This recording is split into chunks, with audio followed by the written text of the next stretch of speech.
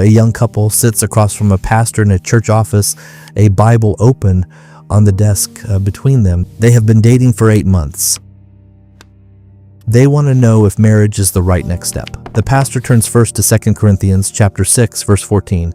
It reads, "Do not be unequally yoked together with unbelievers." He tells them the question is not whether the other person makes them happy. It is whether that person genuinely loves God, not on Sunday mornings only, but in private when no one is watching.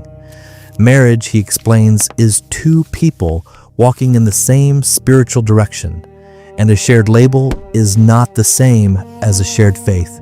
He moves next to Galatians chapter 5, verses 22 and 23, which lists the marks of a transformed life: love, joy, peace, patience, kindness, goodness, faithfulness, gentleness, self-control.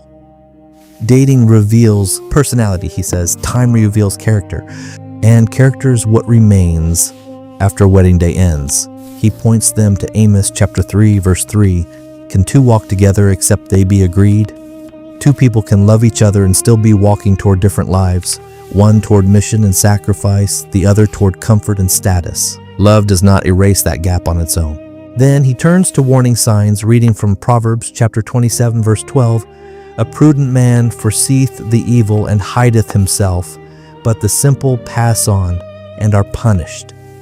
Habitual dishonesty, manipulation, uncontrolled anger, refusal to accept correction. He tells them marriage does not fix these patterns. It magnifies them. Next, he asks, who else has spoken into the relationship, citing Proverbs chapter 15, verse 22. Without counsel, purposes are disappointed, but in the multitude of counselors they are established. Parents, church leaders, mature couples who have been married for decades. If every wise voice around them raises the same concern, he says, that pattern is not something to override with feeling. Then he addresses peace, turning to Philippians chapter 4, verse 7, describing a peace that passes understanding and guards the heart and mind. This peace is not excitement. It does not appear only in charged romantic moments. It has to hold on an ordinary Tuesday with no one watching, nothing at stake in the moment. God's guidance, he tells them, will never ask them to disobey what Scripture has already made plain. Finally, he turns the question back on them individually, asking not whether the other person is ready, but whether each of them is. Are they emotionally mature? Can they communicate honestly, even about hard things? Do they handle conflict without contempt? Are they willing to serve, not simply be served?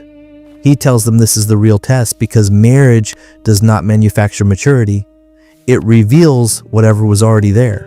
The couple sits with the 6 passages open in front of them, on paper now, copied into a shared notebook. There is no 7th sign left to search for, no dream to wait on, no voice expected to speak from a private prayer.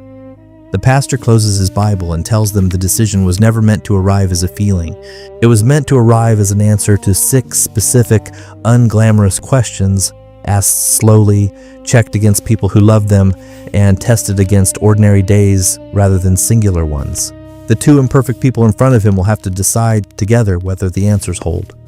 6 verses, 1 decision left to make.